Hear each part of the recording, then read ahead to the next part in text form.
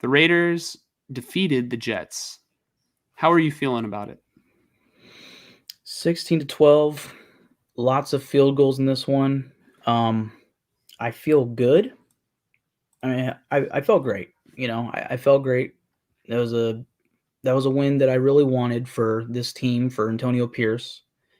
Um, and that's a good defense that they faced. I wouldn't say so much about the offense. I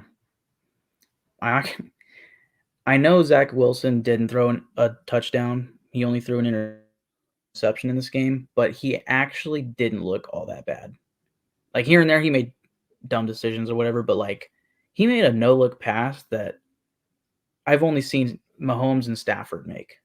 You know, like it was actually really impressive and like a dart and right on the money.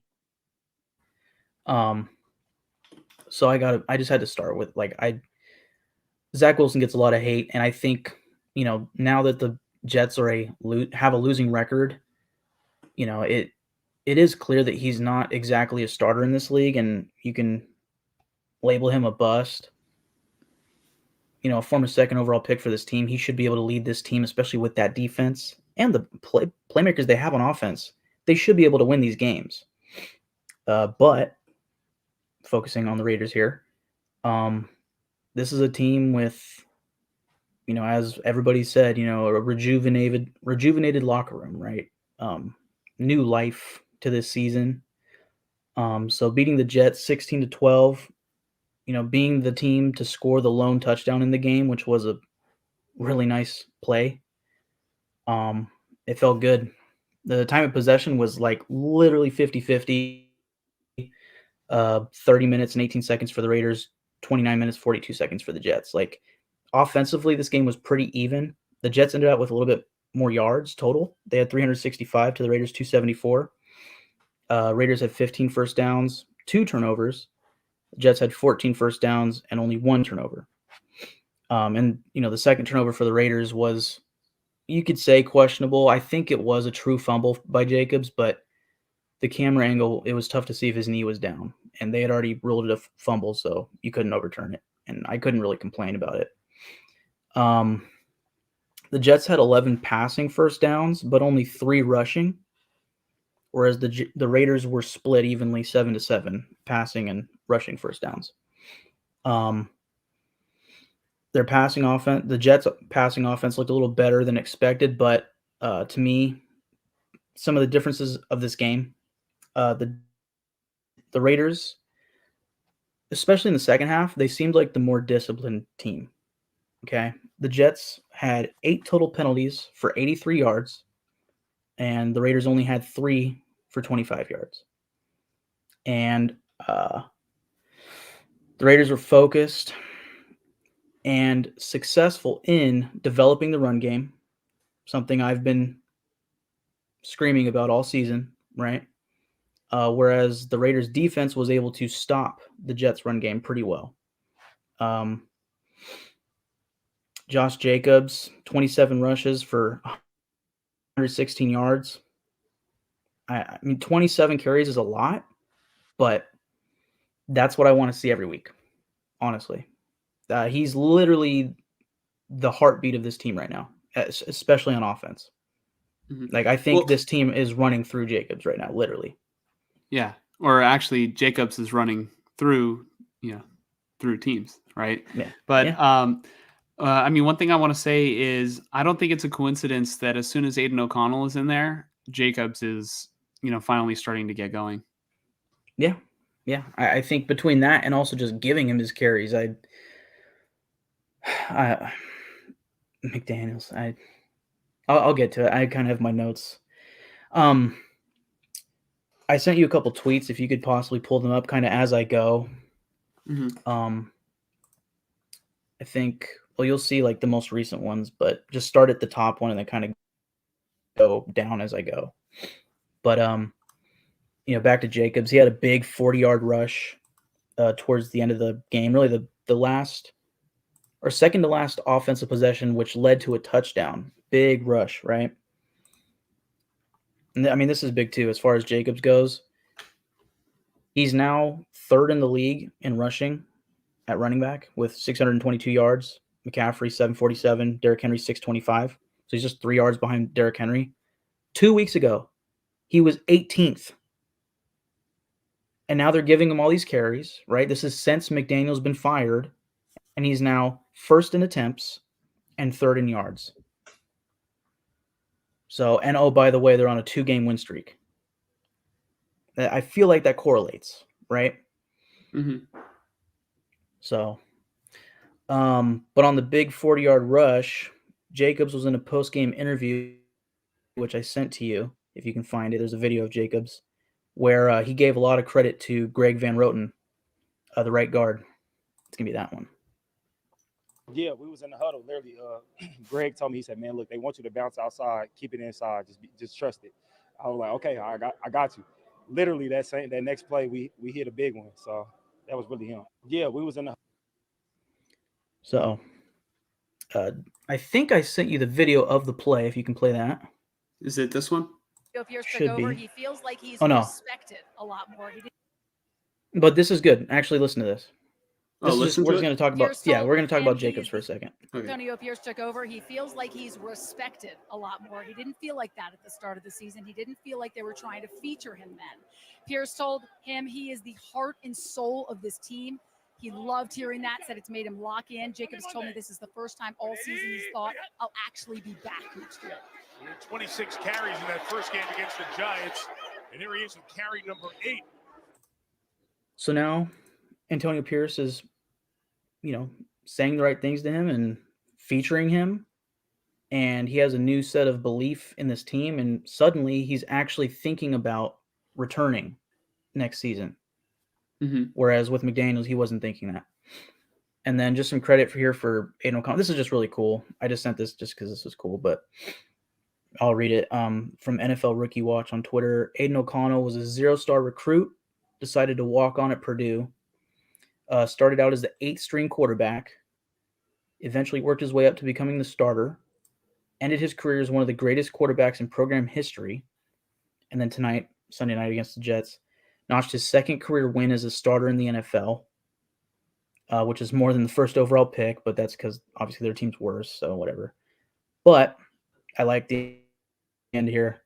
This Raiders quarterback is proof that anything is possible. So, pretty cool. Real quick, I just want to say, the 8th string quarterback, how the hell does that even happen?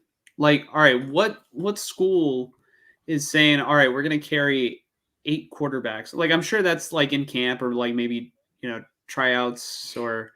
Yeah, probably through tryouts and camp, just like training camp where you might have 4 or 5 quarterbacks, probably 4 for the NFL. I mean, college, you have like redshirt freshmen and stuff and such. Mm-hmm. So I could see where, because he was so inexperienced and not expected to do anything, they probably had other guys like that. So they just carried 8 quarterbacks. Maybe they have a higher limit of players starting out, before the season starts. I don't know. Like I get it. If I was a college coach, I would probably keep as many as I can, and then sort of.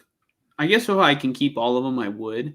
But if you have to cut down the roster, you just see who runs it exactly the way that you want to. So, I mean, was Aiden O'Connell really the 8th in the pecking order, and then climbed all the way up, or was he just one of 8 quarterbacks?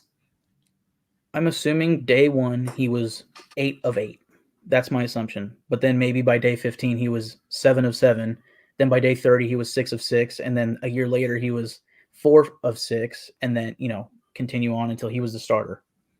That makes sense. It doesn't even feel like picking a quarterback. It feels like The Bachelor. You got the what school was he from? Purdue. Yeah. You got the Purdue coach, holding the rose. He's like, Aiden, I'd like to give you this rose. Like 8 quarterbacks. Wow, I've never heard of that before. Yeah. I mean, it like I said, it makes sense, but I just, it's news to me. I was not expecting that. I don't know if I actually sent the play of the 40-yard run. If you could show that, that'd be cool. But if I don't have it in there, then just pull up that one with Greg Van Roten. But let's check if. Oh yeah. I don't Just think more they credit did for send Greg Van Roten. Yeah, I don't think I did either. But more credit for Greg Van Roten. Just from Trishan Kuhn here, ranks among NFL offensive guards. PFF grade 3rd in the league. Run block grade 9th. Pass block grades 2nd. 3 sacks allowed, which is 17th best, I'm assuming. 11 pressures allowed, 4th best, I'm assuming. But 0 penalties, which is nice. And then 4.3 yards per carry lead blocking, which is 12th in the league. Pretty good for a guy who they signed pretty late in the offseason and then immediately became the starter, you know. I like what I see, and I like hearing from Jacobs that, you know, mid-game or actually late in the game tells Jacobs, hey, just trust me here. They want you to go outside, but cut it inside right here. And he does it, and it leads to a 40-yard run. I love hearing that shit. I love it. Mm-hmm. Yeah, it's just looking at this picture, I just see the tragedy back here. Yeah. He already looks like he's going through his happy feet motion. Oh my god, yeah. Well, got to stop sharing that. Yeah. There were no other tweets that you sent me that you wanted me to put up, right? What's that? I don't think there were any tweets left, right? Yeah, I think that's probably it. But Aiden O'Connell, speaking of him, 16 to 27, 153 yards, a touchdown and interception. Touchdown to Michael Mayer was nice. You know, threw it up in a spot where only Mayer could get it, and he just mossed the defensive back, you know, right above him. But the interception was a pass for Aiden to learn from. You know, he kind of early on in the game, I think he was a little overly excited, and he was definitely eyeing Davante Adams quite a bit. And I think the Jets kind of caught on to that until finally, you know, the defender read Davante's route and watched Aiden O'Connell's eyes. And the moment Aiden pulled back, he was already jumping the route and picked it off. So, you know, that's something to learn from. But I think in the second half, Aiden played much better, you know, leading towards the touchdown and winning the game. I think, you know, Davante didn't score, but he played a fantastic game. You know, early on, he had like 2 fantastic catches on like the first or second drive of the game. There was that one-handed catch that was pretty sweet. Yeah. Yeah, the one-handed catch was nice. He had 13 targets, 6 catches for 86 yards. So pretty good. But yeah, I mean, kind of speaking of McDaniels earlier, the offense is finally emphasizing targets for Davante Adams and rushes, or really touches, for Josh Jacobs. And when McDaniels was still here, that's what I was begging for, right? And it's funny how you get rid of McDaniels and suddenly those things start happening. So, and honestly, I just couldn't help but think it, like, if McDaniels just trusted his best players, he probably would still have his job right now. Honestly. Unfortunately. Yeah, but I'm pretty content with the way this has gone so far. Like, admittedly, I'm having a hard time expecting the team to go out there and have a magical playoff run to end the season, similar to Bizakia's year in 2021. But I'm liking what I'm seeing so far from Antonio Pierce, who's now 2-0 as interim head coach. But this is a guy who's trusting his guys, you know, to go out there and get the job done. And it's clearly a very player friendly and player run team right now, and I like what I'm seeing. Yeah, I mean, even though Pierce is a defensive minded coach, you know, he's even making sure that his offensive players get the touches that they need, and that's really good to see. But another player that he's been trusting in a big way has been Robert Spillane, and he had a huge game. Let's see. 7 tackles, a sack, a tackle for loss, pass defended, however you want to call it. And of course, the late game interception that should have sealed the win, but didn't. But an absolute beauty of an interception. It's become pretty clear to me that Spillane is one of Pierce's guys. especially the more I think about it. Thinking back to the offseason, the Raiders signed Spillane to a 2-year, $9 million deal that included around $4 million in guarantees. And at the time, Pierce was the linebacker coach, right? But Spillane signed pretty early in free agency period and at a price that just spelt starting salary, which showed to me that he was a priority for this team and especially for this defensive staff to get in this locker room and to be the starter. That was always the goal from day one, that Spillane was the guy at linebacker here, along with Divine Diablo, and he's looked the part. But like, bear in mind, I mean, when they signed him, this came along with the notion that they were allowing Denzel Perryman to walk, and Perryman was coming off of like back-to-back seasons with this team where he had over 100, maybe 115 tackles each season. Like, he was leading the league in tackles and making really good plays against the run. And, Spillane was kind of mocked when he got signed because it was like, oh, he's done nothing with the Steelers, had a few plays here and there, but he's never shown that he's a starter in this league. And yet, look at him, in all offseason, especially in training camp, there were a lot of talk about Spillane showing out. And it seems like he's really doing it, and he's comfortable. So I like what I've been seeing from him. And I just think right now is like a period for the team where, they're going through change clearly. And usually when teams, aren't expected to win a Super Bowl, and especially when you're going through a coaching change or regime change, whatever you want to call it, now is kind of the time to really look at who is worth keeping and who isn't worth keeping. And I think Spillane is one of those guys that's worth keeping, especially if you keep this defensive staff, which I hope they do. Spillane's tied for the league lead with 3 interceptions at linebacker, and he was the highest graded linebacker this week per PFF. So, I mean, is he also? I mean, this is like super random, but like something that stuck out to me while I was watching the Sunday Night Football game. Does Robert Spillane have like the longest tongue on the Raiders? Because he couldn't keep that in his mouth. He was like, he was very excited when he got that pick. I don't know. I like his energy, and he's clearly a football guy. And honestly, when he signed, I just kind of laughed because, when they got Denzel Perryman, they traded for him. But every time that the Raiders, in my time being a diehard fan, every time they have ever signed a linebacker in free agency to be their starter. Oh God, what was his name? The guy with the long hair. He's number 52. I swear, 50. Philip. Oh, I'm forgetting his last name. Philip something. Nick Roach, Corey Littleton. I could go on and on about these linebackers that they've signed. Even Navarro Bowman wasn't really special. Like, anytime they've signed a linebacker, it's like, oh, he's going to be the guy. He's going to be the starter. He's going to be a beast. And then within 2 years, he's getting cut, and there's dead money and all this stuff. So it's C.O. nice. Moore was also a linebacker, right? He was a linebacker, but he was drafted. He was good for at least a year or two, but then he fell off. Philip. Oh, I'm forgetting his last name. Number 52.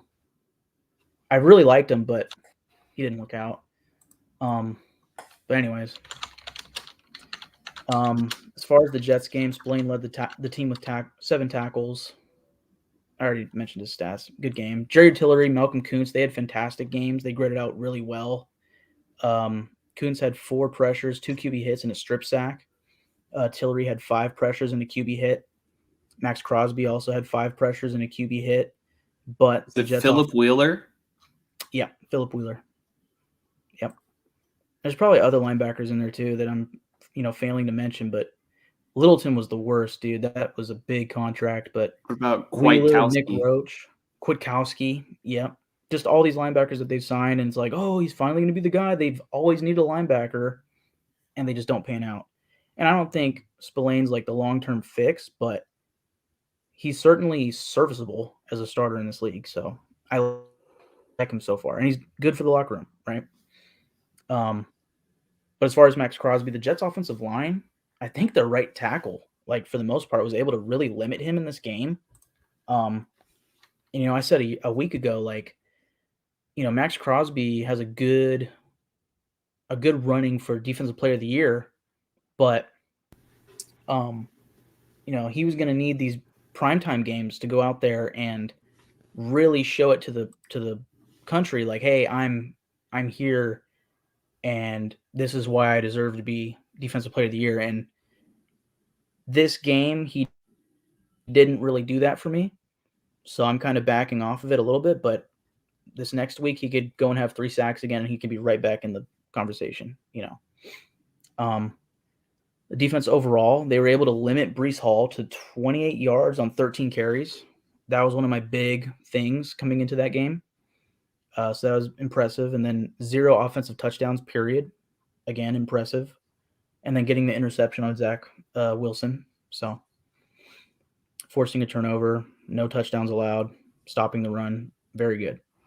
And then just last thing really for this game, Meek Robertson had a scary injury where Breece Hall tried to hurdle him and another Raider, but Meek Robertson was like coming in like a pin missile right at him, and just helmet to thigh, and it probably did the neck kind of curdling thing, and he was out on the ground, arms up, and I was like, oh shit! Like the past couple weeks, man, Meek Robertson's been a baller for this defense, and luckily they come back from commercial and he was up, walking with help, but at least walking and not on a stretcher, right? Putting a thumb up or something.